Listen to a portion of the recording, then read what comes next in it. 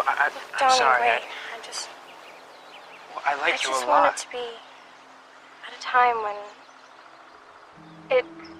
When what? when it reminds me just... It reminds you how beautiful the world can be. Yeah.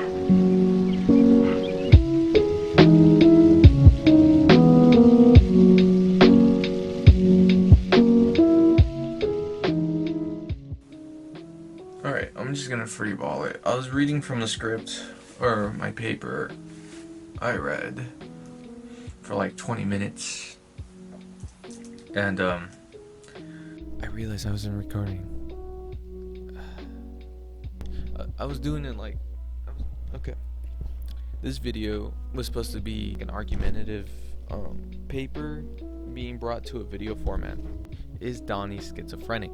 What was the point of... Okay, long story short, I just wasted half an hour talking to a mic with no video footage. So right now I'm just gonna half-ass it, I don't care. Is Donnie... Okay, let me just read part of it. Donnie Darko is a schizophrenic, or so it would seem. Donnie Darko is a character portrayed by Jake Gyllenhaal in the film under the same name. In this film, Donnie is a teenager dealing with the average routine of his adolescent life. That is until it is interrupted by a jet engine falling into his room while he was out sleepwalking. This event kickstarts a series of actions that lead up to Donnie Darko getting inevitably crushed by that same jet engine. He is under treatment in sessions by a psychologist. This is one of the many reasons one can argue that the events that transpire in the film are entirely in Donnie's head. Like if he was an unreliable narrator? I don't know. Unreliable. He's unreliable, like the new Joker movie. Like you don't know what's real, what's fake, what's subjective, what's objective.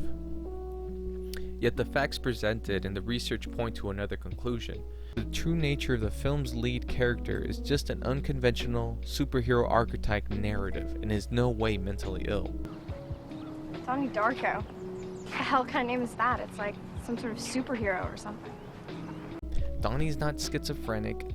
According to the means of the plot, blueprints of a superhero, character name, psychology, a book called The Philosophy of Time Travel that is featured in the film, Self-Sacrifice, and the director, Richard Kelly. The plot has multiple layers that in turn give it several meanings as subtext. The movie Donnie Darko does this well because it is a film built on the foundation of ambiguity, and as a result has a legacy that has been synonymous with conspiracy theories and fanatic love. In the introduction of the film, there's a silhouette of a young man, and there is a gorgeous shot of a mountain range at twilight. He gets up and is later revealed as the main protagonist, Donnie Darko. At this point in the film, it is understood that he has some issue sleeping because when he leaves the breathtaking sight and appears at home, "Where's Donnie" is written on the whiteboard on the fridge. Then a few sequences and a conversation later, it is known that Donnie has been sleepwalking. Hey, my dad said he saw you at the golf course. You sleepwalking again there, buddy? Although I concede that schizophrenia has a correlation with sleep deprivation and sleepwalking is more likely to occur if a person is sleep deprived, I still insist that this is all merely a coincidence because this is one of the mechanics of the film. All superheroes have common characteristics that they all share. Keep in mind Donnie Darko is a film by Richard Kelly, and his main prerogative is to make original works and not have the same cookie-cutter formula as other directors. As Kelly puts it, he wants to tell a story in an unconventional way, because so much of what he saw at USC appeared conventional to him. He made it a mandate to be original and unconventional in the process of delivering a story to someone. He was tired of seeing the same processed junk come out of the woodwork. He wanted to make sure to be the change he wanted to see in the film industry. The key statement Kelly has said about filmmaking is that it should be embraced in the sense that you learn the formula, but then you learn how to corrupt that formula. What he means by that is, in order to create something unconventional, the conventional has to be learned thoroughly, and that's what he did when he made Donnie Darko. In the superhero aspect, the cliches that normally follow the genre are a story having an inciting incident that often follows the murder of loved ones. In Donnie Darko, this is when the girlfriend Gretchen Ross dies.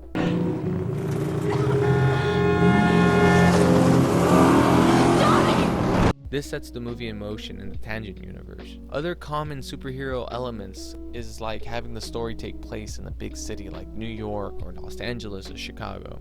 This is where the story makes like a twist. Kelly puts it in the suburban town of Virginia. The main idea is that Richard Kelly wanted to delve into the archetypes that become cliches. He was trying to tell a story about teenagers in suburbia. It is meant to have a sardonic element. The hell if I remember what that meant. All while trying to have a superhero story in the mix. Teenager superhero in suburbia. That's where his ingredients.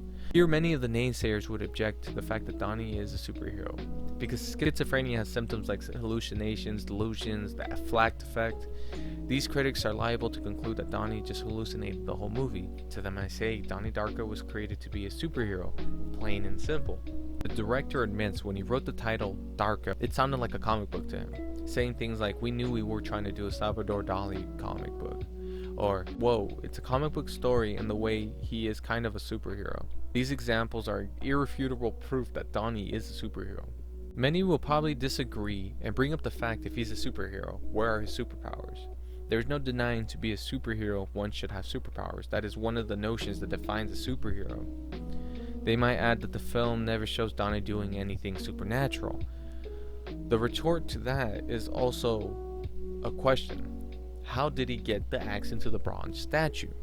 In the film, it never shows Donnie hacking into the head of a mascot, but there it is. To be able to leave an axe inside of a bronze statue not only requires a great amount of force, but a great amount of height. To put the axe dead center of the statue, it requires time, dedication, and an accomplice. The biggest proof I have is that director Kelly himself confirms that Donnie does indeed have superpowers. He states, "It would have been too cheesy to see Donnie levitating and swinging an axe into the statue. It would have been over the top." The only reason why he chooses not to show any of his superpowers in the film is simply two reasons. The adage, less is more, and ultimately the budget. If you show less, you get more out of it. That was one of the things they did with like Jaws. If you watch any of the commercials for Jaws, you never see the creature. And that just scares people more. Here we're not trying to scare anyone, but the less you show, the more you get, I guess, right? The adage is less is more in the film industry or whatever. Therefore, it should be known that Donnie does have superpowers and is indeed a superhero. When hearing a character with double initials, the one thing that always sticks out is the idea of superheroes. It is a prevalent fact when anyone hears the name Peter Parker, Pepper Potts, Bruce Banner, they think of comic books. Why is this a trend among superheroes? The simple answer is it depends on the person being discussed. The two biggest juggernauts in comic books are Stan Lee and Joe Shuster. When talking about Marvel's Stan Lee, it is because it was easier for him to remember the amount of characters and he had to deal with and the plots he created for them. When talking about DC's Joe Shuster, it is because his girlfriend had the double L initial. Hence why there's Lois Lane, Lex Luthor, and their initials starting out with L. The trend just ended up being associated with comic book heroes. And in using the aesthetics of double initials, Kelly has successfully established this need for creating a superhero, thus reinforcing that Donnie is indeed a superhero and not mentally unstable. Diving into the psychology of the mind of Donnie, many red flags pop up that do suggest he's schizophrenic. Schizophrenia is a mental disorder characterized in disturbances in thought, such as delusions, perception such as hallucinations, and behavior such as disorganized speech or catatonic behavior, by the loss of emotional responsiveness and extreme apathy, and by the noticeable deterioration and level of functioning in everyday life. Also, dementia paradox? I don't know if I'm saying it right. Donnie seems to have a connection with all the symptoms presented. Nevertheless, there's no reason to believe they're all just coincidence. To think Donnie is schizophrenic is just kind of outlandish, and most known schizophrenic patients have lower IQs and altered emotion recognition in comparison to other groups. In Donnie Darko, the main character is a teenager with intimidating Iowa scores. Donald, let me preface this by saying that your Iowa test scores are intimidating.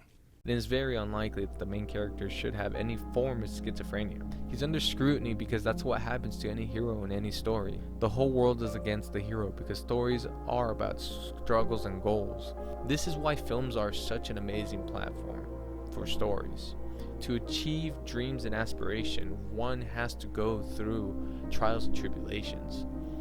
The fact that the world is against Donnie is strengthened by the complementary book that appeared in the film, The Philosophy of Time Travel. In The Philosophy of Time Travel, one is giving a set of rules to explain why things are in the film. In chapter 6 of that book, there is a person labeled as the living receiver. This person is chosen to guide the artifact into position for its journey back to the primary universe. No one knows how or why the receiver will be chosen. The living receiver is often blessed with fourth-dimensional powers. This includes strength, telekinesis, mind control, and the ability to conjure water and fire. The living receiver is often tormented by terrifying dreams, visions, and auditory hallucinations during his time in the tangent universe. Those surrounded by the receiver will be known as the manipulated.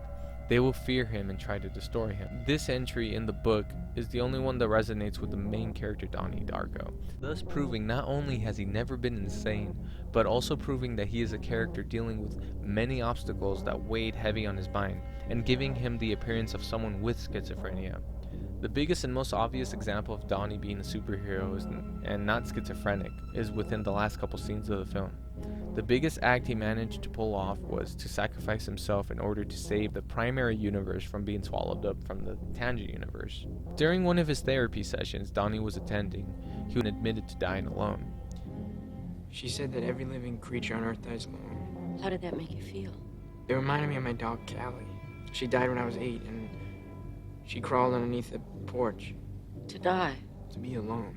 Do you feel alone right now? I mean, I'd like to believe I'm not, but I've just never seen any proof, so I just don't debate it anymore, you know? It's like I could spend my whole life debating it over and over again, weighing the pros and cons, and in the end, I still wouldn't have any proof, so I just don't debate it anymore. It's absurd. The search for God is absurd? It is if everyone dies alone. Does that scare you? I don't want to be alone. This is one of his greatest fears, but although through time and growth he understood that he needed to sacrifice himself. It is because an unstable tangent universe was created from that metal object appearing in the primary universe. This object needs to be returned to the primary universe, or else the tangent universe will collapse upon itself and create a black hole in the primary universe, destroying all existence. Donnie is taught through a big rabbit named Frank that he needs to return the object or else the world will end. Frank manipulated Donnie and ultimately gave him an ultimatum to save everyone in the primary universe by taking the jet engine to the head or destroy all life. Donnie then uses his powers to send the jet engine back into his bedroom in the primary universe. And then in the primary universe, he wakes up laughing because he was relieved that his attempt was successful, not only to save the woman he had loved in a different universe, but everyone as well. Soon after, Donnie is content with his decision, and the jet engine falls into his room, killing him in the process. This self-sacrifice is an act of a courageous hero, not of someone who has altered brain chemistry. The last nail in the absurd claim that Donnie is schizophrenic is that the director admits that the psychiatrist character does not think Donnie is crazy. She's been trying to get to the root of his problems through psychology, not medication, to get him exposed to things under the assumption that the medication is making him better, when in reality, he's making himself better, naturally, without drugs. This means that a licensed psychiatrist has doubt to believe Donnie is mentally sick. What? Yeah. Let me call you back, yeah? Now, people associate what they can't understand with someone who is crazy. That is what's going on when people call Donnie Darko schizophrenic. When one goes through the research of the plot, the blueprints of a superhero, the character name, the psychology, the book called The Philosophy of Time Travel that is featured in the film, self-sacrifice. Okay. The point is, what I'm trying to make through this video is, I'm gonna be so pissed if none of the audio comes out really. What I'm trying to go through it, what I'm trying to say is, I like the film because it could work either way. For this paper, I had to pick a side, and I picked that he was just a superhero. But one can easily make the claim that he's crazy, he's schizophrenic, quote unquote. He's schizophrenic, quote unquote, crazy. And that's the beauty of the film, because both answers work so well. He could be either a superhero or a schizophrenic, and I like that. I like having options. It's neat, it's nice, it works. And yeah, I thought I'd just bring that out in this video. Thank you for watching. I wasted another 20 minutes. Hopefully I'm recording this time and not just the audio. And I'm tired. My voice hurts, and I've been talking for like 40 minutes straight. Have a good one.